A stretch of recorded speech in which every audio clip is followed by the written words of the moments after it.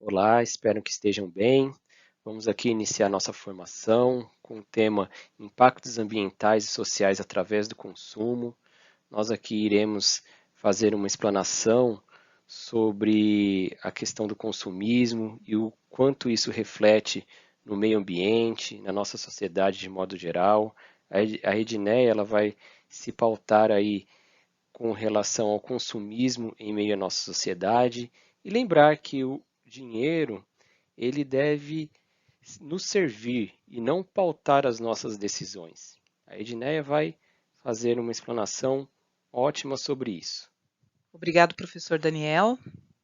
Então, nós vamos falar hoje sobre os aspectos para o consumismo, a influência dos pais sobre seus filhos, a mídia induzindo ao consumo, o consumismo compulsivo e a violência.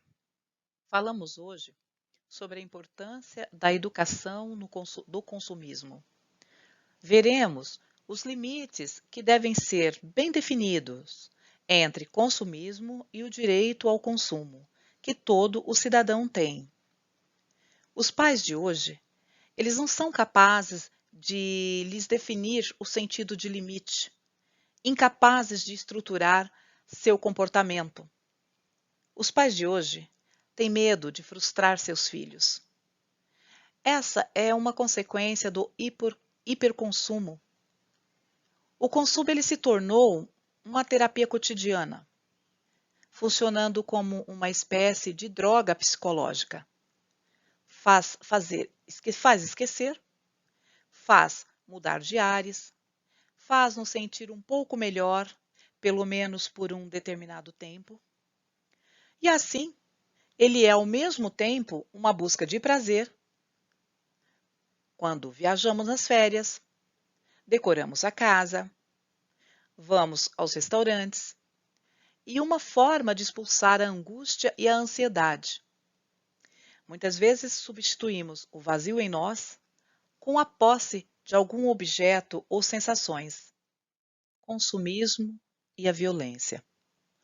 As pessoas não querem viver mal, elas também querem participar da sociedade de hiperconsumo. E como isso é difícil, podem lançar mão de formas imediatas para conseguir dinheiro, como tráfico de drogas e roubo, e pagar pelas marcas. Porque se você não tem um produto de consumo, você está excluído da sociedade. Bom, o direito ao consumo, ele nos coloca em situações muitas vezes delicadas, onde podemos confundir, novamente eu falo, direito de consumir com gastos desnecessários.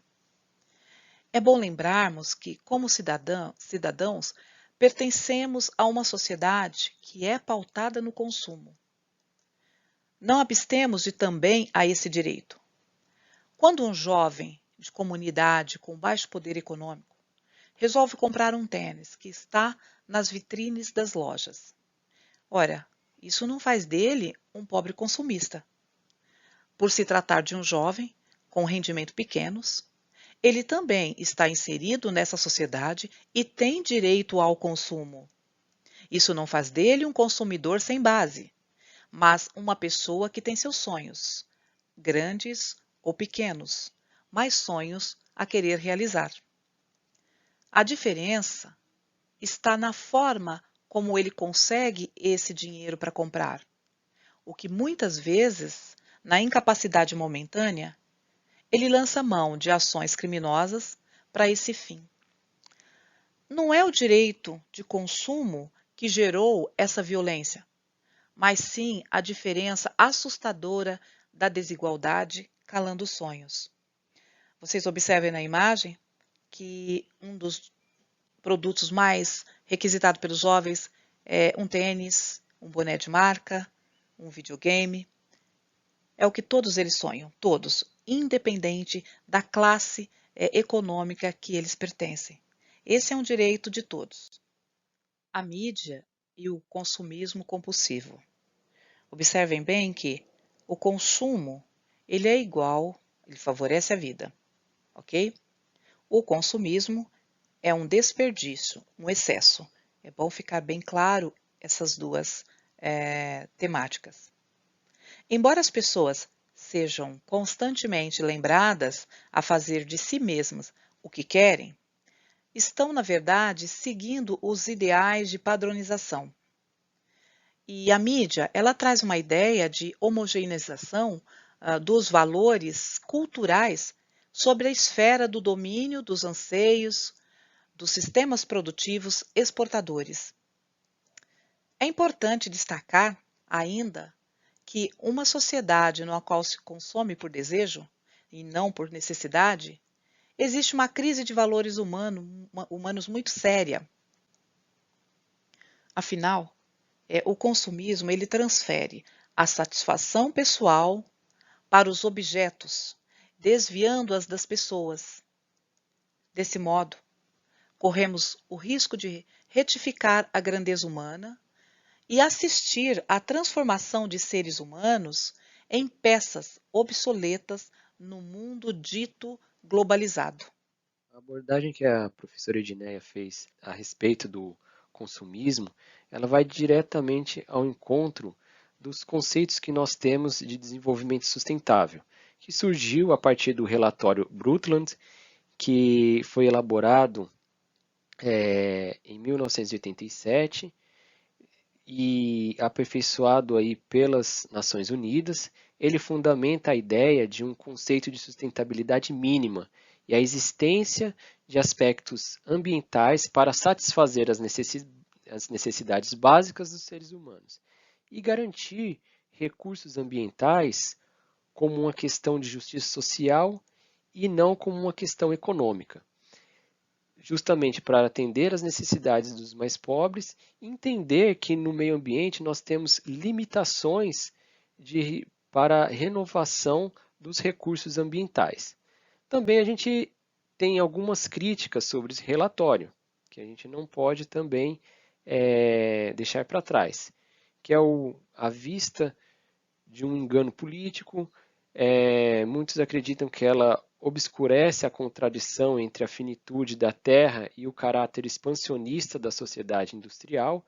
Então, muitos acreditam que o expansionismo industrial talvez não traga tantos impactos assim ao meio ambiente, uma falta de clareza semântica e conceitual no que diz respeito ao desenvolvimento sustentável, porque nós temos várias práticas que às vezes podem contextualizar, que muitos contextualizam como desenvolvimento sustentável, mas que não traz ganhos significativos para os ecossistemas, sejam eles terrestres, marinhos, de todo o nosso planeta.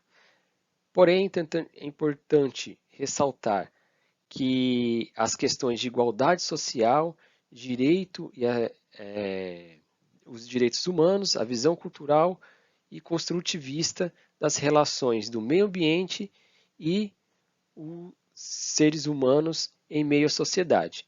E entender que para se conseguir atingir um real desenvolvimento sustentável, nós precisamos aí de forças políticas para que isso seja concretizado. E na nossa rede estadual, nós temos o programa Alfabetização Ambiental, que ele vai dar uma sustentação para os conceitos de sustentabilidade que podemos praticar a partir da educação ambiental nas escolas. Esse programa é uma parceria da SEDUC e da Secretaria Estadual de Infraestrutura e Meio Ambiente, envolvendo professores e estudantes do ensino fundamental, dos anos iniciais e anos finais. As formações a respeito desse programa, destinado a professores e alunos, são transmitidos aí no CMSP e, ao final dessa formação, eu vou expor aí para vocês o repositório de todas essas formações. Os objetivos gerais desse programa de alfabetização ambiental é promover as temáticas socioambientais no processo de ensino e aprendizagem de professores e estudantes, alinhados com as habilidades do currículo paulista, além de oferecer nas escolas espaços para o desenvolvimento de educadores sustentáveis, com iniciativas e atividades voltadas para mudanças de comportamentos que garantem aí um desenvolvimento sustentável dentro da comunidade escolar. Esse programa ele prioriza 2 temas centrais, que é a conservação, né? Isso envolve desde o plantio de árvores, como práticas de reflorestamento de determinadas áreas, e de resíduos sólidos, que seriam práticas aí que envolvem a reciclagem, a compostagem de resíduos orgânicos, tudo isso que pode ser desenvolvido na escola. A coleta, por exemplo, de óleos domésticos que poderiam ser descartados no meio ambiente, principalmente nas redes de esgoto. Então, todas essas 2 temáticas, elas vão desdobrar para várias iniciativas as quais podem estar associadas a esses temas. Então, todos os desdobramentos que estão relacionados à conservação do meio ambiente e resíduos sólidos são projetos de educação ambiental que contemplam o programa Alfabetização Ambiental. Quando nós estamos falando de conservação ambiental, esse tema ele envolve o plantio de árvores, até mesmo o monitoramento de áreas desmatadas, metas previstas na Agenda 21 e várias iniciativas de conscientização que prevê ampliar as áreas florestadas e combater os desmatamentos, as queimadas. Nós temos aí, na sequência dessa apresentação, uma série de marcos legais que foram construídos a partir de tratados internacionais. Então, nós temos aí a ECO 92, né, os próprios ODS, que são os Objetivos de Desenvolvimento Sustentável, a Agenda 2030, que são os Objetivos do Milênio, né, são todos tratados ratificados internacionalmente, ao qual o Brasil teve sua participação na construção desses documentos, e esses desdobramentos desses documentos é o que deu a formação da nossa Constituição Federal, emendas na nossa Constituição Federal, do Código Florestal, do Sistema Nacional de Unidades de Conservação, a própria Lei da Mata Atlântica e tantas outras legislações nacionais foram construídas a partir desses documentos. E o nosso próprio Estado de São Paulo temos leis específicas que também seguem essas legislações nacionais e as próprias convenções internacionais. Então, é importante entender que o projeto de educação ambiental ele tem um respaldo amplo e principalmente dentro das concepções das convenções internacionais.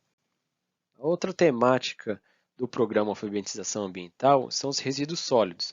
Também nós temos nos tratados internacionais a questão não só do consumo consciente, como a destinação de produtos, sejam eles orgânicos ou produtos inorgânicos, que são aqueles produtos industrializados que derivam do plástico e de tantos outros materiais produzidos pela indústria. Né?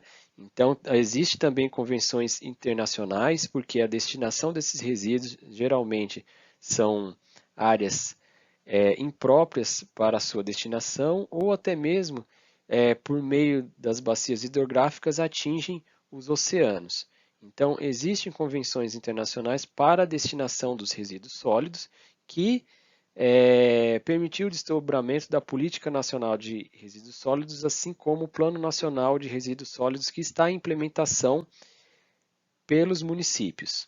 Antes disso, os estados regulamentaram essa política, né, que ela reflete diretamente na sociedade por meio de diretrizes de educação ambiental em resíduos sólidos. E aí é no momento que os projetos voltados para essa área são tão pertinentes. Porque o que nós temos do ponto de vista da destinação desses produtos é justamente o que nós abordamos anteriormente, que é um consumo não consciente, onde grande parte desses materiais as empresas não faz a logística reversa, principalmente aqueles produtos que são importados ou de baixo valor agregado. No entanto, eles geram resíduos que vão se acumular em aterros, sejam eles controlados, que são aterros sanitários, ou nos lixões que atualmente são proibidos, entretanto, ainda existem em algumas localidades do nosso país. Tudo isso gera um grande problema para o meio ambiente, não só aspecto dos ecossistemas terrestres, como também nos ecossistemas aquáticos.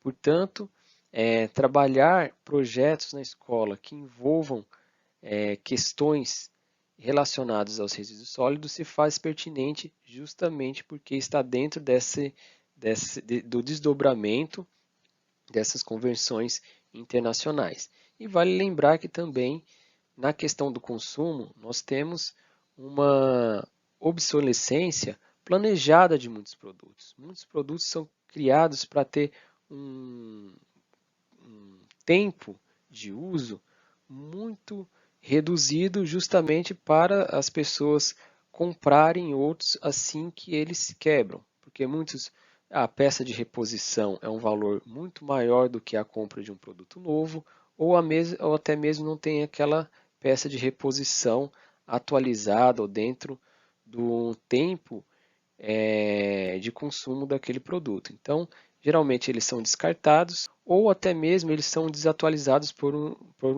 produtos mais recentes, né? Então, tudo isso deve ser repensado pelo consumidor. É muito importante ter como forma de conscientização dos alunos ao aplicar esse projeto de educação ambiental voltado para resíduos sólidos. É importante vocês também entender que essas iniciativas de educação ambiental, elas também estão pautadas no nosso currículo, né? Eu tomo aqui como exemplo o currículo em ação, na disciplina de geografia, né? Esse programa ele está materializado aí numa atividade presente nesse currículo em ação. Tomamos como exemplo aí no primeiro bimestre de 2021 para os alunos do sétimo ano a questão que é trabalhado os biomas brasileiros, né? E faz uma contextualização entre a faixa de transição do Cerrado e a Mata Atlântica. Nessa situação de aprendizagem, as ODS são, que é um Objetivo de Desenvolvimento Sustentável de número 15, que prevê a preservação dos ecossistemas terrestres. Então, aí, no tema conservação, é possível aí trabalhar a questão das queimadas, que ocorrem principalmente no Cerrado, naquelas determinadas épocas de secas prolongadas, a importância dos alunos desenvolver projetos e iniciativas de não soltar balões nessas épocas do ano ou promover pequenos focos de incêndio, que são as próprias fogueiras, que às vezes pode fugir de controle em determinadas áreas devido às condições de tempo e de clima nas estações do ano mais secas. Então, existem várias iniciativas para os alunos refletirem a respeito aí dessa situação de aprendizagem. Então, professores, com relação a esse programa Alfabetização Ambiental, teve muitas formações que já ocorreram, algumas vão ocorrer posteriormente e iremos aí informar em rede, mas já adiantando, todos os materiais de apoio sobre o Programa Alfabetização Ambiental e também as formações que já ocorreram estão aí linkados nesses dois QR Codes, né? Nós vamos ter o material que pode auxiliar em projetos aos quais a escola pode desenvolver aí junto com os alunos, né? Espero que seja bem proveitoso esse material aí disponibilizado. Dentro dessa temática de preservação ambiental, reflexão sobre a questão do consumo, nós temos aí uma questão do SAEB, do terceiro ano do ensino médio de língua portuguesa, onde destaca 2 fragmentos de texto, né? Os dois falando da questão ambiental, né? O primeiro texto inicialmente diz que a terra não pertence ao homem e é o homem que pertence à terra. Ou seja, ao longo do discurso deixa muito claro que o homem ele deve preservar a terra e não utilizá-la de forma indiscriminada. No segundo fragmento, né, um geógrafo Milton Santos diz que o espaço geográfico é a natureza modificada pelo homem através do seu trabalho. Então ele está expondo aí que as atividades econômicas e as relações sociais desenvolvidas, elas, de certa forma, impactam no meio ambiente. Entretanto, na questão dos 2 textos, pede-se em que eles diferem essencialmente quanto ao que é abordado, né? Então, a questão aí correta seria ao público a que se destina o texto. Mesmo eles tendo uma correlação próxima, cada um é destinado a um determinado público. Então, no próprio distrator, ele já afirma que deve-se reconhecer as diferentes formas de tratar uma informação na comparação de textos que tratam do mesmo tema, em função das condições em que eles foram produzidos e aqueles que serão recebidos. Então, isso deixa mais claro que os conceitos de meio ambiente, os conceitos ambientalistas, eles podem ser tratados de diferentes formas de diferentes representações de texto. Essa questão requer que o aluno assuma uma atitude crítica e reflexiva ao reconhecer as diferentes ideias apresentadas sobre o mesmo tema em um único texto ou em textos diferentes. O tema se traduz em proposições que se cruzam no interior dos textos lidos ou naquelas encontradas em textos diferentes, mas que apresentam a mesma ideia. Assim, o aluno pode ter maior compreensão das intenções de quem escreve, sendo capaz de identificar posições distintas entre 2 ou mais opiniões relativas ao mesmo fato ou tema. Portanto, vimos como uma questão do SAEB, que ao contextualização sobre aspectos socioambientais pode ser contemplados, os aspectos socioambientais também estão presentes e podem compor habilidades de várias disciplinas, né? Com relação ao currículo paulista fundamental, identificamos nas habilidades elencadas a respeito das questões ambientais, as quais não podem ser contempladas a partir de uma leitura estática do meio ambiente, mas sobre várias áreas do conhecimento. Né? Então, lembrar que as questões ambientais nós vemos com um olhar holístico, ou seja, um olhar para todas as disciplinas. Embora aqui não citamos a habilidade de história, entretanto, é importante entender que o tempo é uma escala objetiva de análise que nos situa no presente, no passado e no futuro, ao qual o impacto ambiental pode ocorrer em determinado lugar e também pode ser diagnosticado. E a competência leitora, ela se inclui na questão do SAEB mencionada, inclusive na diferenciação dos gêneros textuais às quais se tratam a preservação dos ecossistemas existentes no nosso planeta. A seguir, eu vou apresentar uma proposta de atividade prática envolvendo o uso do Google Earth em sala de aula. Vamos ver aí a sugestão de atividade a seguir. Olá, nós vamos aqui iniciar a nossa aula desenvolvendo o Google Earth para ações pedagógicas. Tá? Só lembrando, o Google Earth não é uma ferramenta exclusiva da geografia, mas pode utilizar em várias disciplinas. Primeiramente, nós temos 2 formas de acessá-lo, a versão online, que por meio dos aplicativos Google, essas bolinhas aqui, nós podemos acessá-lo, né, o Google Earth.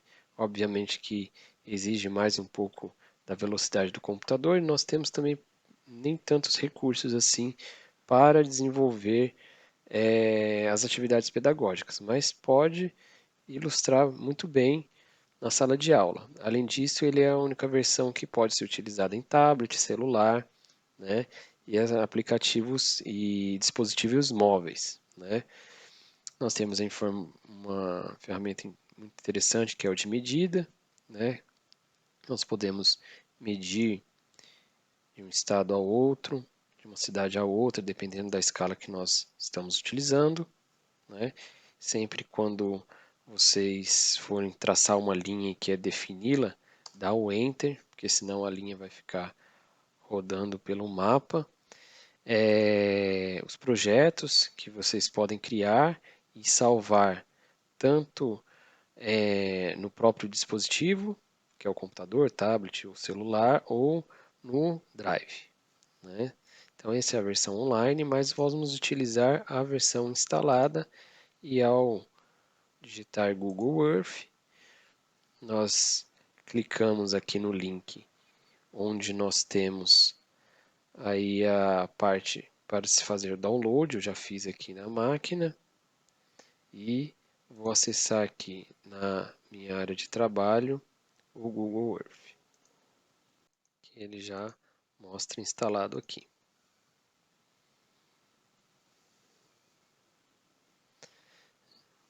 Ele tem umas janelas que dão dicas de inicialização.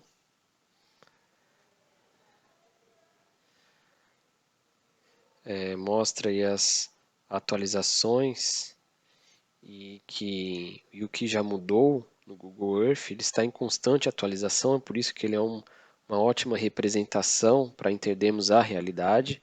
Aqui nós vamos analisar o estado de São Paulo, especificamente nosso reservatório Billings, que está aqui no Grande ABC, né?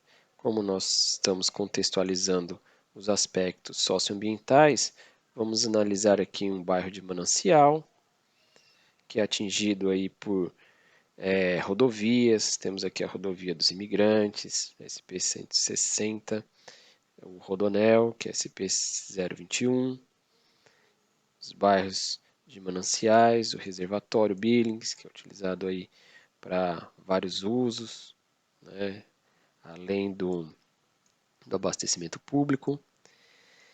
E aí podemos solicitar para os alunos identificar e analisar um braço aí da represa, selecionando o polígono no qual ela, nessa ferramenta polígono, essa determinada área. Então vamos colocar aqui, clicando nela, já aparece essa janela e a gente escreve represa.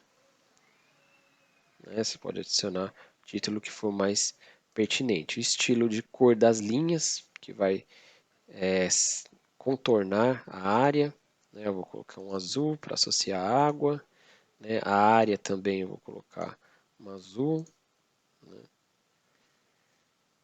E aí a gente já pode, na própria imagem, ir segurando com o mouse, sem soltar, né, a área que a gente quer trabalhar, né, quer analisar. Então, assim, sem soltar o botão do mouse, a gente vai circulando. Pode ser uma área, qualquer área específica que vocês pretendem analisar. Não vou analisar o reservatório todo, somente essa parte, né, que me interessa. E aqui, nessa área, eu dou um Enter. Pronto, aqui eu já tenho a área de represa que me interessa. Eu dou um OK para salvar. Aqui nós vamos ter as medidas, né? Vamos colocar em metros, porque é a unidade de medida que nós mais utilizamos. Podemos colocar em quilômetros, tantas outras unidades de medida, mas vamos colocar em metros quadrados. Então analisamos aqui 4.338 metros quadrados de perímetro de represa. Né? Dá um OK. Agora vamos ver aqui a distância dessa rotatória até determinada área aqui da rodovia. Né? Temos esse recurso que é a régua, também é um recurso aqui interessante. Nós podemos utilizar aí, vamos colocar a unidade em quilômetro, né? Que já permanece. E aí vamos estender a distância. A gente pode ver a distância, por exemplo, da rodovia até a represa. Né? Qual interferência que a rodovia pode trazer para esse reservatório. Né? Aqui nós temos o perímetro, nós podemos também pegar uma área circular. Né? Mas aí vamos descrever aí em linha reta. A gente vai salvar, né? A gente coloca aqui medida do rodoanel, né? O rodoanel. E aí a gente pode definir aí a distância. A cor da linha, vamos colocar uma cor bem destacante. A largura dessa linha, uma largura bem alta para a gente enxergar ela muito bem. Né? Então aqui nós temos aí um trecho da rodovia, o reservatório, a área de ocupação. Né? Esses trajetos eu também posso gravar, né? Tem esse dispositivo gravar um passeio, né? E aí ele já começa, inclusive ele grava a minha voz também se tiver um microfone associado. Né? Vamos fazer aqui um trajeto aqui para ver como é que fica. A gente já começou a gravar, a gente pode fazer a apresentação, falar, esse é um braço da Represa Billings, próximo ao bairro Jardim Represa, Jardim Pinheiros. Aqui nós temos o Rodoanel, aqui nós temos a Rodovia dos Imigrantes. Daí já gravamos e aí ele faz todo o trajeto. E também pode ser salvo, a gente pode salvar isso daí também e replicar, né? Para salvar esse passeio, para a gente associar aí a nossa elaboração cartográfica, né? A gente pode colocar aqui gravação do trajeto.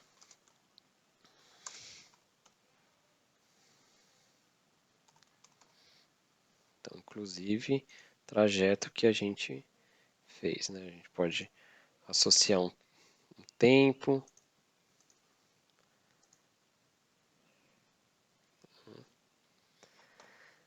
A gente sabe que o Google Earth, ele tem, além dessas aplicações, ele tem outros recursos aqui que são bastante interessantes. Por exemplo, se a gente pegar querer utilizá-lo como um globo terrestre, por exemplo, como fuso horário, né? A gente quer usar como fuso horário. Então, determinar o dia, a noite, a gente está aqui no período 4 horas da tarde, mas a gente pode mostrar que ao longo do horário, né, em determinados lugares do mundo, e principalmente esse que nós estamos, né, nós vamos ver o Sol aí, os raios solares se projetando na Terra. Né, e podemos trabalhar a questão dos fusos horários, do dia e da noite. Né, um recurso interessante, só para complementar aí nossa formação. Também nós podemos ver, a partir de onde estamos localizados, o céu, né? Então, nós vamos ver as constelações, a nossa própria galáxia. Nós podemos ver algumas imagens de Marte, no quais alguns satélites da NASA e de outros países que fizeram estudos sobre Marte. Então, nós temos aí algumas imagens do solo de Marte. Também podemos ver a Lua a partir também de imagens de telescópios espaciais, né?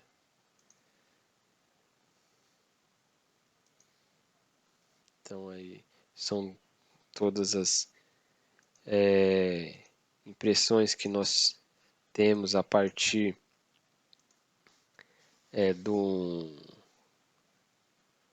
de imagens obtidas pela NASA. Nós temos até os projetos espaciais da Apollo 11, né? Foi aí desenvolvido pelos Estados Unidos. Então nós temos essas outras formas de exploração aí também do Google Earth. Mas voltando aí para a Terra, vamos salvar aquele nosso trabalho, aquele nosso projeto, né? No qual a gente tomou como referência o reservatório Billings, né? Então aí nós traçamos aí a rodovia, uma área do reservatório, poderíamos selecionar aí os bairros de mananciais, selecionar alguns impactos ambientais, áreas desflorestadas, né, que podemos destacar, né? Mas vamos salvar aí até mesmo para nós visualizarmos o nosso mapa, né? A gente pode também fazer uma visualização breve a partir do Google Maps, né? O Google Maps ele já nos traz todos os atributos que as pessoas vão compartilhando no próprio Google Earth, né?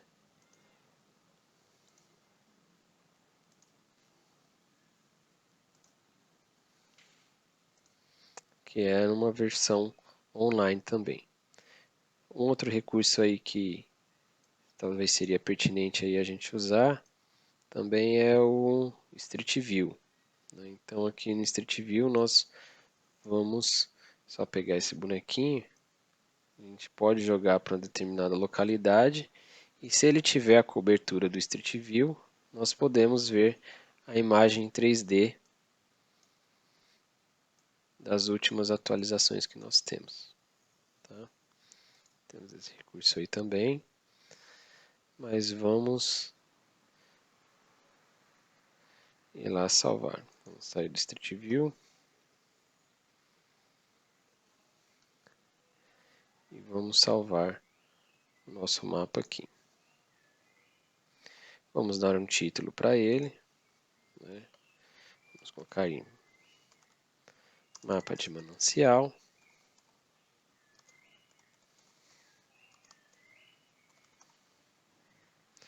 Podemos fazer a descrição.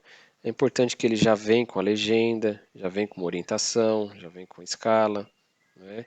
Então, ele pode ser muito bem aproveitado. Agora, quando a gente for salvar o mapa, é importante a gente posicionar a área que a gente pretende salvar. Então, se a gente vetorizou aqui, ou seja, a gente circundou a área de represa, a gente identificamos aqui o rodonel, centralizem nessa área, porque se estiver assim, por exemplo, nessa área, o mapa vai ser gerado não a partir dessa referência que nós colocamos, ou desses dados, tá? Então é importante que ele esteja bem centralizado, então aí sim a gente vai salvar a imagem, porque a gente vai estar salvando onde a gente criou a imagem, né? Então aí a gente coloca a nossa descrição, né? Eu coloquei aqui já mapa de manancial, né? Nós temos a legenda, que é a represa, é possível editar, caso que não queira que seja esse nome, né? E aqui nós temos a resolução, você pode utilizar a resolução que for melhor para vocês, a opção de mapa, você pode retirar a legenda, você pode configurar inclusive o estilo de mapa, né? Vamos colocar esse aqui mesmo. E aí a gente vai salvar a nossa imagem. Vou salvar aqui na área de trabalho, né? Eu vou colocar imagem da represa. colocar mapeamento de manancial. Que a gente está analisando aí uma área de manancial. Salvou. Ao recorrermos aí à área de trabalho, nós vamos ir no mapa e está lá, salvo aí em JPEG. O aluno pode utilizar no trabalho. Você pode solicitar para o aluno, eu quero um trabalho de pesquisa, onde vocês vão a campo e me identifiquem aí uma área da represa que vocês identificaram com um grande alto nível de poluição, ou uma área desmatada, ou localizar o bairro de vocês e descrever aí alguns aspectos socioeconômicos do bairro de vocês. Então, tem várias formas de dar aplicabilidade para esse recurso do Google Earth. Espero que vocês gostem e até mais.